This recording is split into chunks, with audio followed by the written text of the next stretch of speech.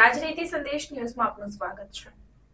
સિદ્ધપુર ખાતે કાર્તિકી પૂર્ણિમાના ભાતીગળ લોકમેળાને ખુલ્લો મુકાયો।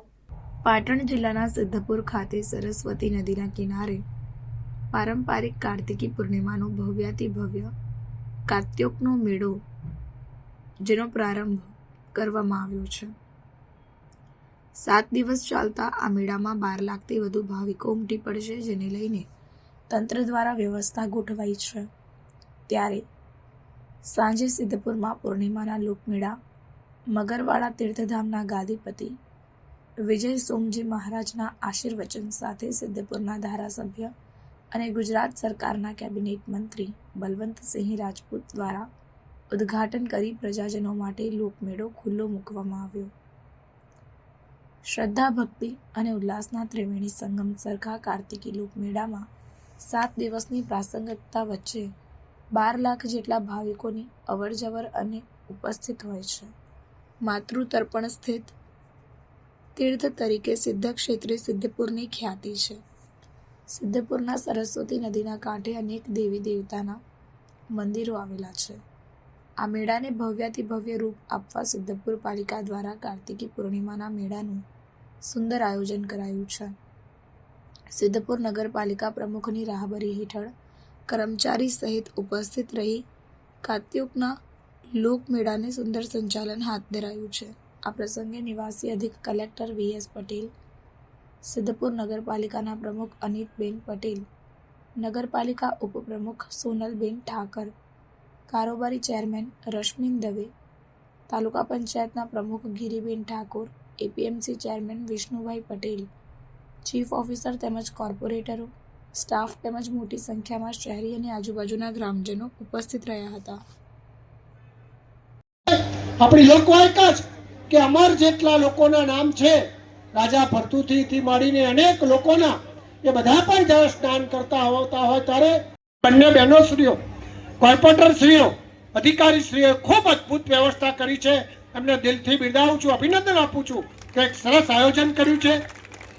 ગરીબ માણસોનું પણ ધ્યાન રાખીને આપે, બહેનોને કોઈ તકલીફ ના પડે એના માટે કોઈ ટેક્સ નહીં લેવો, એ પ્રકારની વ્યવસ્થા કરી છે, એ પણ એક અદ્ભુત છે।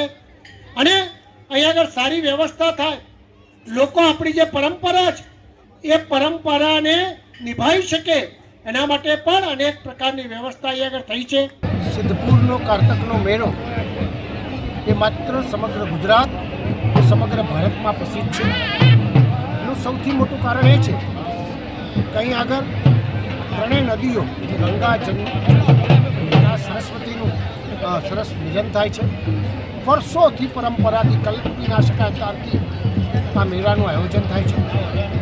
એની અંદર ધાર્મિકતા જે આપણી છે, ધાર્મિકતા મુજબ આ દિવસે સ્નાન થાય, આપણા દીવડા પગટાવે, એનું પુણ્ય અનેક પ્રકારનું આપણા શાસ્ત્રોમાં પણ લખ્યું છે અને એ પ્રમાણે પ્રાપ્ત થતું હોય છે। આપણે જોયું છે કે અહીં આગળ એક દિવસે સ્નાન થાય મા સરસ્વતીનું, તો એના જેટલા પાપો હોય એ પાપોમાંથી મુક્ત થાય, એ પ્રકારની આપણી આજની પરંપરા ચાલે છે। અનેક લોકો, લાખો લોકો આવીને અહીં આગળ સ્નાન કરે છે। નદીમાં જે વ્યવસ્થા છે એ પ્રકારની વ્યવસ્થા પણ એના પર પાણી છોડીને પણ લોકો કરતા હોય છે। એની સાથે સાથે કાર્તકના મેળાનું પણ એક સરસ આયોજન થતું હોય છે। આ ફેર ગુજરાત સરકાર તેમજ નગરપાલિકાએ ખૂબ સરસ વ્યવસ્થા કરી છે, એ બદલ સરકારનો અને નગરપાલિકાનો ખૂબ આભાર માનું છું। સરસ વ્યવસ્થા છે, નાના નાના માણસોને એમ કહી શકાય એ લોકોને ટેક્સ મુક્ત કર્યા છે અને સારી વ્યવસ્થા થઈ છે। કમિટી પણ એટલી અદ્ભુત બનાવી છે કે ભૂતકાળમાં જે બનાવો બન્યા એવો કોઈ બનાવ ના બને એ પ્રમાણે પણ સરકારે ચિંતન કરીને અંતિમ ક્ષણ સુધી એને ધ્યાનમાં રાખીને એક સારી વ્યવસ્થા કરી છે। આજે આપણે જોઈ રહ્યા છીએ કે આવનાર સમયની અંદર એક સરસ ઘાટ સરસ્વતી નદીનો, જેમ હમણાં ગુરુજીએ કીધું એમ ગુજરાત સરકાર કરી રહી છે અને સરસ ઘાટ થશે બંને બાજુ, અને કલ્પી ના શકાય એના વચ્ચે એક કાર્તકનો મેળો સરસ જે લોકોની શ્રદ્ધાનું કેન્દ્ર છે, એમાં ગુજરાત સરકાર આદરણીય મુખ્યમંત્રી પટેલ સાહેબ કરી રહ્યા છે, એમને પણ ખૂબ દિલથી બિરદાવું છું।